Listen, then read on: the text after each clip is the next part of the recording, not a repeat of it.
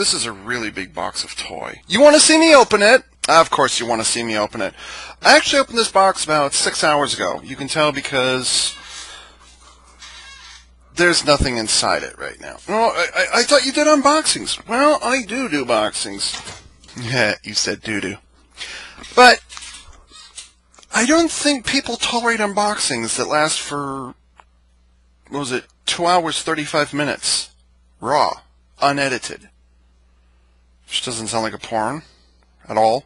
It's all well and good for me to open the box and, ooh, my initial reactions. But 2.5 hours? I'll have to double check what the exact number is, but honestly I haven't looked and I don't want to look.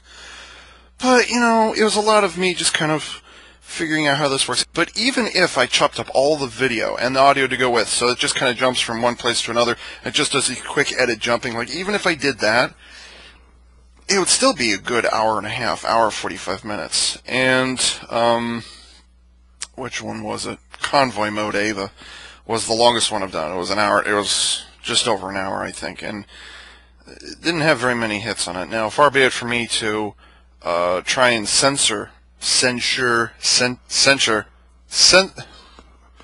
be it for me to blot myself out. And much as I love my new editing program, it's not perfect, but it's better than what I had previously. Much as I enjoy doing that, I know that I would not tolerate an unboxing that went for an hour and a half. Much as I like the sound of my own voice, I need to learn to condense my conversation a little bit. Now, yes, it is initial reaction, and it's my thinking processes and all kinds of things like that are happening, but ultimately, I'm going to do it this way. Like, I've already done the unboxing. Like I said, it's sitting. I did the unboxing, and all the trash is sitting over there, and I've already taken the cardboard box downstairs. Not that box, obviously. And, you know, so, but I'm going to do it this way, and we'll see what happens. And I'll kind of look back at the two footages and see what happens. So, So first off, just as a reminder, I got this figure back in 2009. When it initially came out. It's complicated as hell. It's not really meant for kids, but it's kind of weird because the 2007 Bayformers version, I spent, you know, was it 20 minutes or whatever it is, explaining how much I do and do not like Bayformers, at least the visual aesthetic, and that they very much look like extraterrestrial shape-changing robots to me, even though to everybody else they do look like walking scrap heaps. I mean, I've gone through this already. I really need to do just a straight commentary on my opinion of Bayformers someday. I need to do that, but not do it in an unboxing or as an aside or something along those lines. I need to do that at some point. And no, I still have not seen Age of Extinction, so... Anyways, I got this in 2009. It's complicated. It's very, very complicated. It actually put alternators to shame a little bit. And it's very not meant for 4 to 6 year olds, even though that's supposedly who it was marketed towards. And you know, despite its flaws, you know, the panels and weapons and things like that, this is still a really damn good figure. I mean, just really, really outstanding. My arm is being held up really high here. It's a really amazing figure, and there's not a whole heck of a lot that I can say that's negative about it. There's a couple of things, like more paint applications I would like. Maybe, I don't know, like I'm no toy engineer, let alone a transformer engineer, so like that's not possible. But that being said, this was still a pretty darn good toy. At least for a young adult it was. You know, for little kids, no, very much not. And unfortunately, it led to things like power battlers and quick changers and one-step changers and all kinds of things like that, because basically the backlash because of something like this, which is ironic considering the 2007 version was simpler than this, but it wasn't quite as screen accurate. They came back 2 years later, gave us this, and voila. So I really like this figure, and I really like this character. I like the look of Bayformers Optimus Prime. I haven't seen Age of Extinction, and I avoid spoilers, so I don't know what he looks like in Age of Extinction. So I do know his boobs look a little different. I do know that. But yeah, I'm still satisfied with this figure. It was actually I actually had it stored in vehicle mode in a shelf. Long story, and it took me about 10, 12 minutes to transform them back. There's a couple things like, wait, which step do I do first, and how does this change? You know, it's okay. But anyways, yeah, that's the deal with this figure. I still like this figure. I'm still satisfied with it. He's a little back heavy, but you know, it's not like other Transformers aren't back heavy as well. Which leads me to the reason I'm doing this unboxing, if you can call it that, and actually explains why the hell it is I got this monstrosity of a thing. Very squeaky chair, I assure you. I didn't get the Takara repaint of Revenge of the Fallen Optimus Prime, just because I didn't see much need for it. Now, he did have those fuel tanks that transformed into a gun, and this toy also comes with it. I've never encountered it until now, and I'm kind of glad I didn't, because this right here is probably the scariest thing I've ever had to transform, and I'm not even kidding. I don't think I'm ever going to change this into fuel tank mode, so basically Ultimate Optimus Prime right there is never going to have his fuel tanks attached to him, because I'm terrified of this thing. If there were some pieces made of die-cast metal, and you can actually force it the way you want to, okay, that would be one thing. But, oh my god. And not even that the gun is held to, but like, this half doesn't bother me. You know, whatever. It's just you slide that and you fold that around. And it's this thing. It's got 7 different pieces that move. I can't, I'm still struggling, like, okay, where does this thing go? You know, like, So, this thing is scary, and the tolerances on it are very, very close, and I'm terrified of touching it worse than a Binaltech or an alternator. You know, it's like that kind of scary.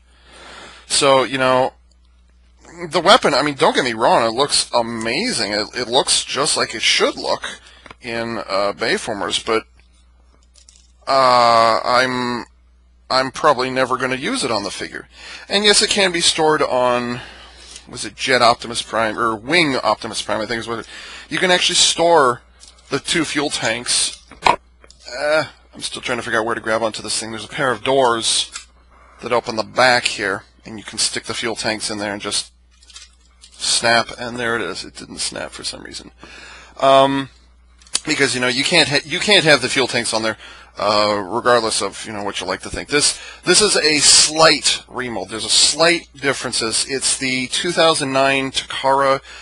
I want to say there was another version of Leader Class Optimus Prime that was made by Takara before Dark of the Moon came out. So this is Revenge of the Fallen we're still talking about. They made a version of Optimus Prime, and I can't think of the name of it off the top of my head, that used the mouth, as opposed to having the traditional faceplate for Optimus Prime.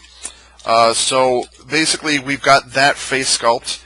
His eyes have also been painted in, or his eyes have, you know, they have the blue irises, but the eyes are still, you know, there's still semi-transparent plastic in there. His eyes are yellow for some reason.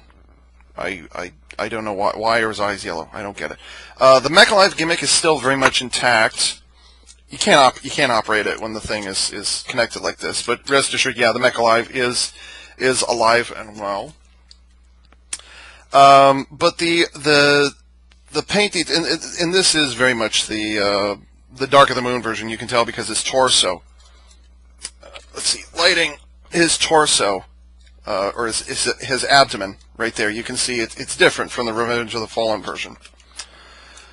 And then the face is also different. Oh. And quite a twist. He and I just now noticed this. This is also different. I don't know why. It just is. There's an extra piston there for some reason. Pun intended. There's a piston there. I don't know why, but there is. I don't get it, and I just now noticed it. Like, not even a put on. So yeah, the figure is amazing. As for the accessories, we've gotten all of these accessories before. These ratchet, and they fold in a bunch of different directions, and they're really nice. They've got the 3mm clip system here on the front and back side of the wings. On all of the wings, they have that. There's a bunch of mounting points on the back. You can move these the other way. You can see there's a point there, there's a point there, there's a point there, there's one right there. So it's very good about taking care of other toys from the line, or at least from Dark of the Moon. But this figure is still, it's not just aesthetics of, changing the abdomen and changing the head either. There's actually a significant change back here. You had to have the fuel tanks be removable, so they changed that. But they also changed, and you can only see it in vehicle mode actually, underneath here, in order to clip on the backpack, they actually had to modify that slightly. You could still, it still opens up and transforms the same way for the Optimus Prime figure, but they still had to modify the what's it called, not the roll cage, but whatever that's called on big rig trucks. They have that metal cage thingy on the back of them behind their windows. They had to slightly modify the mold on that, but. Like I said, that was a 2009 decision that, or I'm sorry, that was a 2011. Dark of the Moon was 2011 or 12. I think it was 2011. And this backpack and these guns, this all comes from Dark of the Moon. Obviously, these are not from Revenge of the Fallen. And there's a couple of other things that it comes with. Please don't bump the volume control. Okay, this is good. And I've got a really squeaky chair. You can tell that Mech Alive is alive and well. It comes with these two blasters. These also came with Optimus Prime. You just pull back on the switch and you pull back on the switch. There we go. Come on. I'm not quite sure how this is supposed to work. I think you're supposed to help this. I think this one was designed in such a way you have to help it along. But the difference is, with the leader class figure, you can keep the weapon in that shape. So whatever. So there's that one, and then there's another crossbow. I think this one will actually behave itself. See, do I pull back? Yes, I do. No, you can't do that. But you can see it's got another kind of crossbow shape, but no springs on it, interestingly enough. And then you can, no, you put them this way. I'm still getting used to it, so. And then you put it this way, and voila, it's some sort of mega cannon. What did they call it? I can't see it from here. And yes, I have a really squeaky chair. So anyways, this is very much a Dark of the Moon reissue as well. The 2009 or 2013 was it 2013? 2011. Let's see. Bayformers 1 was 2007. Revenge of the Fallen was 2009. Dark of the Moon was 2011, I want to say. Yeah, that sounds about right. So I don't know if this is the Revenge or the Dark of the Moon version, but it comes with the two swords that it can hold in the hands. So these are new. And basically the problem with the original 2007 Bayformers 1 Leader Class Optimus Prime is he wasn't very screen accurate. And he had a gun. It had a lever on the side, and the gun would just, it had a lever on the back, and the gun would just flip around, whatever. But everybody wanted the sword version, and so I want to say it was Premium Series 2000 Bayformers 1 Optimus, where they just had a sword that would plug into the hand, and people were like, that's still not good enough. And I was this close. I was this close to getting that Bayformers 1 Optimus Prime, and then this popped up, and I was like, no, I'm getting that one. And so they finally did what we wanted them to do. They put a built-in. The problem is the weapons are built in. It causes a bit of an issue. So they eventually built in the swords. But then you got these panels on the side here, which very much got in the way of frickin' everything. And it was difficult to pose, and it was difficult to deal with in the different modes. And so not a lot of people like that. And so for Dark of the Moon. The Dark of the Moon release, which this very much is, they took it off and they remolded the forearms. So even though the forearms look very similar, they're actually quite different. They've actually been completely remolded. There's a new peg up in there. There's that. And yeah, anyways, the point is there are no more built-in weapons in the forearms. Instead, they gave us these Gundam Exia-like swords he just holds in his hands. But they come out horizontally like a gun. They're not held like this. They're actually held in this position. So, I mean, at that point, I don't think there's any other way that they could have done it differently, where they could have a built-in weapon and have it functional and have it transform and have it look correctly. That would have been a really difficult thing to do. So, sometimes you just got to make sacrifices. Speaking of, 2 additional accessories, and keep in mind this 2009 Leader Class Optimus Prime. This is the Japanese version. This is the Asian version of Optimus Prime. This is not the Leader Class version that we got. I think they gave us, what was it called, Optimus Maximus or something like that. Anyways, the Japanese version, the Takara Tomy version, came with these, which had posable hooks, and they are, it's pretty much the same handle. The only difference is they just, the interior detail or the interior pieces were swapped out. So instead of blades, you have hooks, which can open all the way out like this, or they can be closed all the way like this. So, they're hooks, things like that. And to close out the list of toys and accessories that were out previously, what is this styrofoam crap, is the shield. Now, I believe we did get this one for 2000, or in the US. I believe we did get this shield.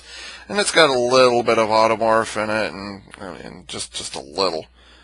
And it transforms, and it can either be a shield with hooks on it, or it can be a shield with stuff attached to it. I still haven't even gone through everything that this shield can do, but anyways, it exists. I'm not certain, but I think you can plug some other accessories which are not included in this. I think you can plug them in here in various places. He has 2 different handles on it. If you got the Dark of the Moon version, can you tell me what this particular whoa, go away, get off me. Are you on?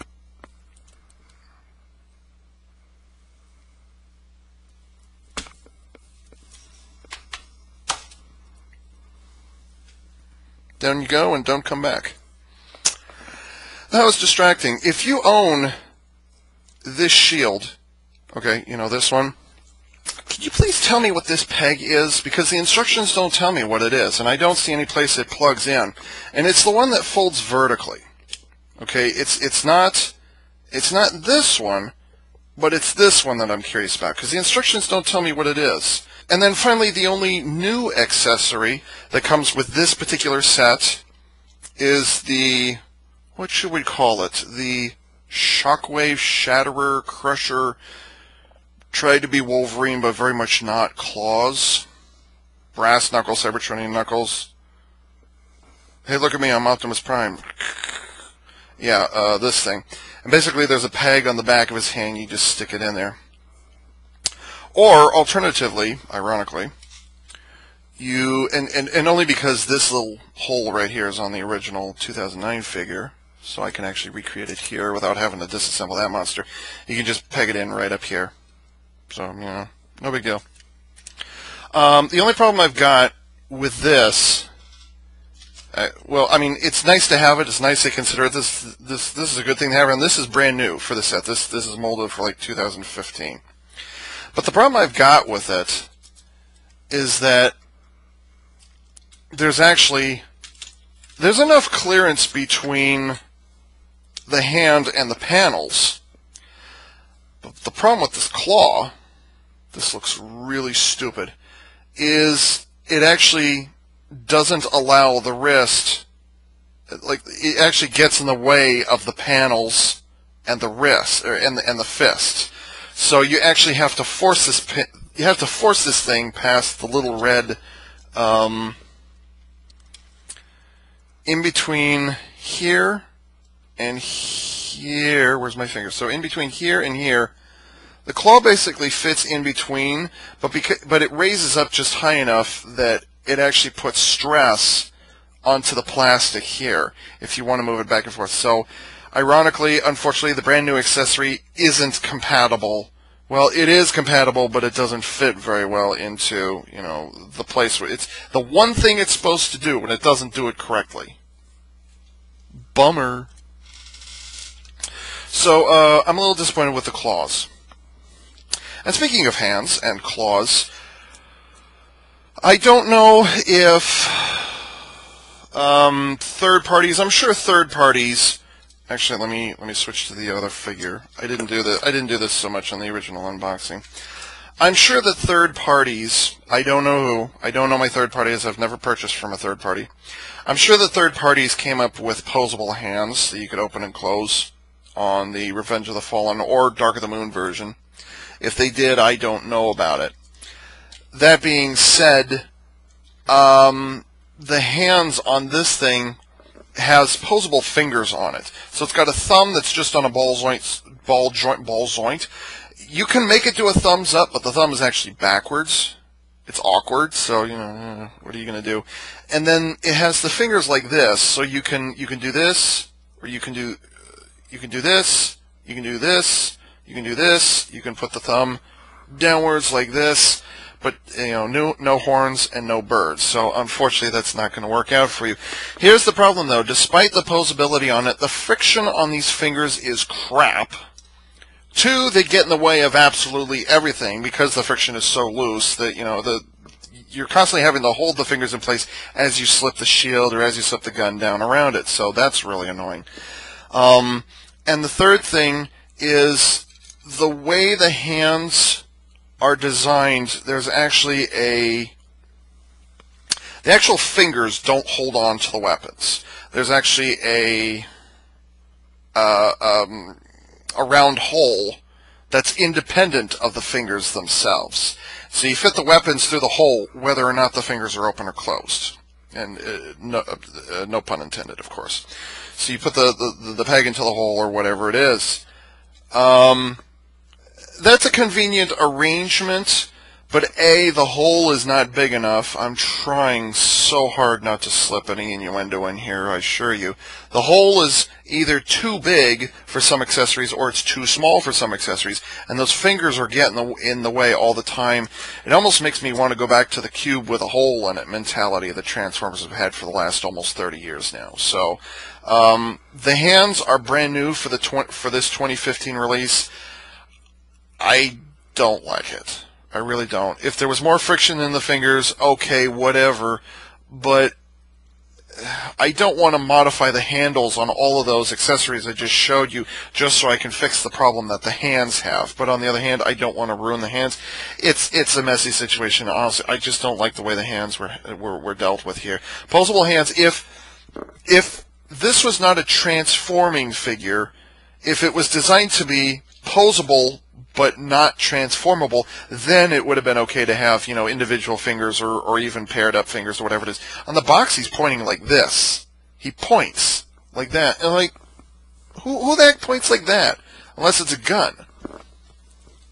And I was thinking to myself earlier, when on earth does he point like that? Because he's got his Revenge of the Fallen Bayformers 1 chest, but he's pointing with his finger like this, like, we will take the fight to the Decepticons. I can't do it that well. So, yeah, I don't know which pose this is. I don't know when he did that, but, okay. I believe that's about it. The molds are exactly the same as the 2011 version, including the modifications for the backpack. The backpack itself, it's not screen accurate. It's not.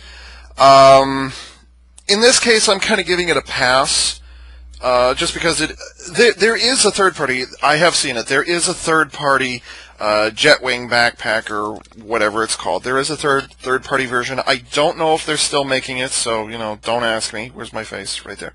Is it there? Okay. I don't know if the third party backpack is still being made. They would have done it around 2011, 2012 thereabouts. That's when it came out. But this backpack doesn't bother me. So, oddly enough, the jet engines, and by the way, Jetfire, I really like the way this backpack connects. It's got these two things up here, and it snaps very solidly in two different places on the back of the figure. So, I've got no complaints there. But oddly enough, these engines on the box are painted silver. Every single light gray area that you see on this figure is painted. Every single one of them, from the bottom to the top. The only places where it's not painted is on the Gatling guns, the hands, the ankle joints. There's two different colors of plastic. There's the typical light gray plastic, like on there, and then there's a second dark gray plastic that they didn't paint any of those areas on. But speaking of paint, I don't know how well you can see it, and this is really bad focus or whatever it is. It's focusing on me more than it is the toy. Let's see, can I? Pistons and screw levers and all kinds of technical terms. These shoulder joints in here, not the joints, but the molded detail. And there's a screw piston thing here, and let's see, if you didn't have these guns here, I don't like these rubber arms, the rubber arms that attach the backpack to the guns. I don't like that. I wish it had been separate. And honestly, I think the arms are more than strong enough to hold the cannons themselves. So you don't need those arms attached. I can see what they were going for, but you don't really need them. But anyways, the level of paint applications on this is absolutely stunning. In fact, the only thing that I have to complain about at this point, I mean, they've got paint applications on here that basically put that thing to shame, and that's the cheap Hasbro version that had, you know, the barest minimum of paint applications. The flames, a little bit of the blue colored doors.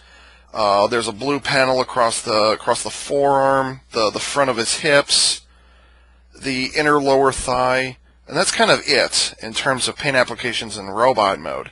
But this thing from head to toe, actually, you know, all 12 or 16 toes, I guess, they've all been painted. All of it is painted. It's all the silver. It's just amazing. It's fantastic. There is no pale gray plastic anywhere exposed anywhere on here. Even these wings have been painted, which is pretty damn amazing.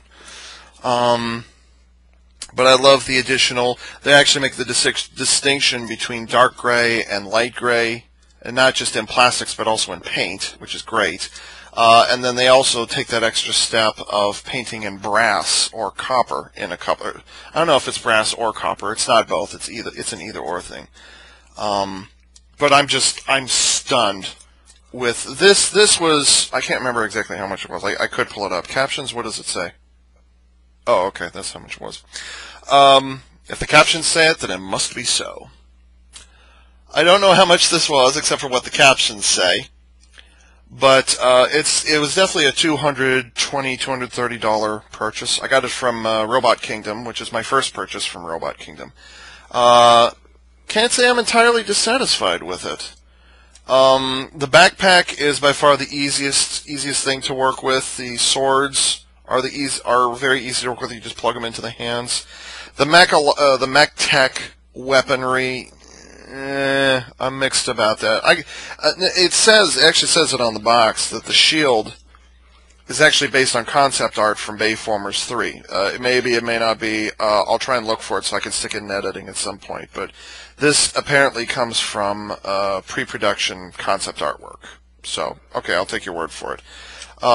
This thing was featured prominently in Bayformers 1. It happens when Optimus Prime reaches behind him in the middle of the city fight. He pulls out his rifle, knocks down Megatron. Megatron spins around and puts his arms together, and bam. So there was that. That's where this comes from. The mech tech. These are very much mech tech. So, you know, frogs. So you could think of them as the two pistols that he used in Revenge of the Fallen, which would be awesome, by the way. But these are very obviously mech tech. These are obviously used for for Dark of the Moon. Now, did he use these actual weapons? I'm not certain. Each one of them seems to have a pair of Gatling guns. Each one of these has a pair of Gatling guns built into them, which is pretty damn amazing. You can't really transform them very effectively. I have to fight with both of them. But anyways, these are his pistols, so whatever. I am disappointed that it might be more screen accurate, but honestly, these little curves, the curve here, they could have shrunk it down a bit and actually, you know, it's nice they gave us, you know, the bloody knuckles punching, whatever the hell you want to call this thing. It looks nice, and I'm glad they gave it to us. There's even inner detail on the underside where it pegs into the back of his hand. That's a really nice thing to see, but honestly, they should have eliminated the little curve right there, and then I wouldn't have had anything to complain about. So, It's essentially, it gives him knuckles across the front here, and then there's an extra pair of claws that extend above. And it's those above extended claws that that get in the way of the panel. So he can't even turn his wrist. Unless, his wrist is already turned like this, and he's kind of punching at this angle or something like that. You can't even turn the wrist sideways like that, like it should be. Oh, and also all 4 rocket nozzles on here pivot because they're on a ball socket joint. So, yay. Is it worth the 200 something? Yeah, I think so. If you're a fan of if you're a fan of Bayformers 1, 2, 3 Optimus Prime, if you're a fan of Japanese repaints, because they're just blatantly superior, there are a few exceptions, but I don't know any off the top of my head. Absolutely get this. If you missed it the first time around, now keep in mind this is what's this called? It's on the box here somewhere. Where is it? Asia Premium Series. And it's released by Takara Tomy. I don't know. This has only been out for a couple of weeks now. I don't know if Hasbro's going to be releasing here in the States. If they do, and I'm pretty certain they won't, because there's a lot of stuff here that's very small and intricate that, Hasbro would not trust parents to trust their kids with it. So I don't think this will be coming over to the U.S., at least not this premium version, this Ultimate Premium version. I don't see that happening. So absolutely get your hands on it if you can. Like I said, if you liked this figure, it is worth it. If you missed this figure the first time around and you debated it, you were thinking about it, yes, absolutely get it. You get a bunch of accessories, some of them good, some of them, think what you will of Mech Tech, you're going to be getting some of those things. Honestly, the biggest thing I'm worried about is this, what's it called, plasma rifle? Something like that. This thing is scary as hell. And this is actually from 2009. I would rather there's actually no die-cast metal anywhere in here, although now that I think about it, this actually came with some bonus material. It came with an identification card made of metal.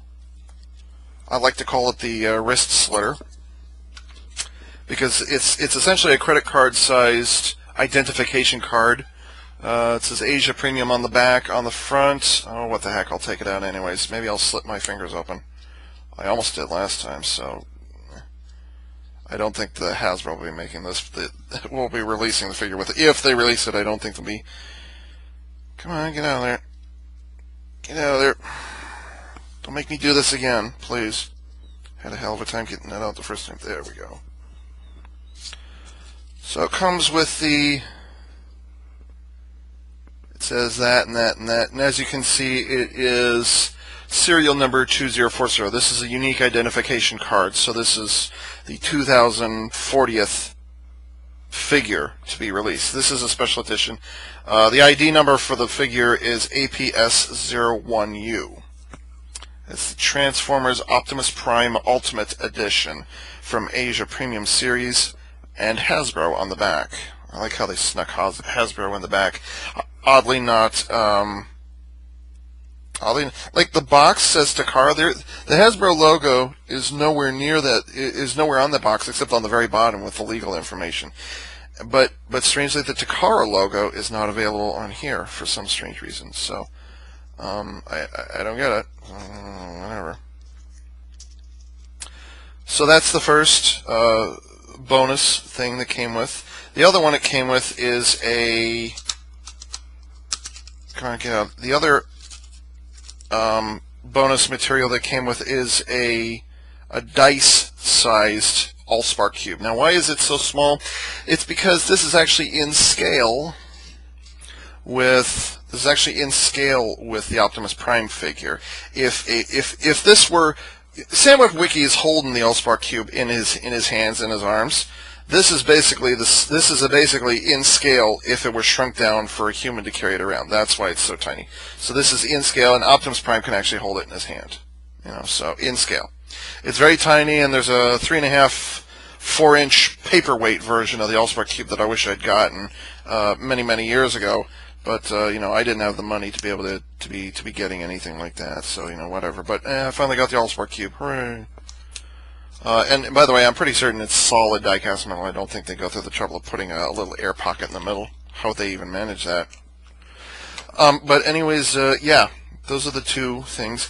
And then an interesting little bonus in addition to that, and I'm pretty certain that Robot Kingdom, whoever it is, included these on their own, because I don't remember purchasing them. I don't remember them even being mentioned. Here they are. But included in the box were 16 packs of Transformers Dark of the Moon official trading cards. 16! With a total of 252 cards to collect, the odds of finding a chromium card is 1 in 16 packs. A special card is 1 in 16. Gold card 1 in 12. Silver card 1 in 12. Metal collection card 1 in 6. So everything on here says 2011. No, it was not included in the premium box. It was included in the shipping box. So I've got 16 packs of collector cards. I don't even know how many there are in here, like 10 or 12, or like I never did the trading card things ever. I got no interest whatsoever. So yeah, it came with 16 of them, which I did not order. They were just included in the box. So what am I going to do with them? I might open one just for shits and giggles, and then I'll probably just leave the others sealed. Who knows? They might be worth something in 30, 40 years or thereabouts. They might be worth something in, I don't know, 20 years when Transformers is celebrating its 50th anniversary. We're currently on the 31st anniversary? Excuse me, 31st anniversary of the series right now. So, because last year was thrilling 30. So, yeah. So this is a condensed unboxing, if you can call it that. This gun terrifies me. The knuckles don't fit the way they should. Everything, the redeco is absolutely gorgeous. The backpack works reasonably well, and the hands are incredibly annoying to deal with. There you go. Why don't you just do that, Ava? Did that really all take you, was it 2.5 hours? Well, initial reactions and transformations and blah, blah, blah, blah, blah, and trivial pursuits and things like that. Prime92 asked me on Skype the other day, she asked me, well, Ava, now that you've got this Ultimate Edition Optimus Prime, what are you going to do with this one? Honestly, I don't know. I usually don't get repaints, and if I do, I only get one of the figure. I don't have duplicates of things. I've got 4 Origin of Valkyries. I've got a ton of Lego minifigures. Can you really call minifigures repaints? I've got 2 sets of Minicons from Armada. That's Armada or Energon? Must be Energon. That's kind of it. That's kind of the only time where I ever intentionally... Oh, and I've got some Bow-Rock back there off to the side. I've got 18 Bow-Rock, now that I think of it. No, not 18. 18, let's see. 6 times 4 is 24. So I've got 24 Bow-Rock. So yeah, I don't collect repaints very often. So, this is kind of an exception to the rule. Oh, and I forgot to mention, before you ask, along with this massive, this figure was already back heavy as it is, but then when you add the backpack in, it becomes really back heavy, so they generously provided some detachable claw pieces you can stick in there, which don't look in the least bit like they did in the movie. So, yeah, it's not quite the unboxing you were expecting, but it is shorter than an hour and a half, I think. Something like that. And so with that, this is Ava Unit 4A saying thanks for tuning in. Why am I squinting? Why am I squinting? That's a great way to end that video.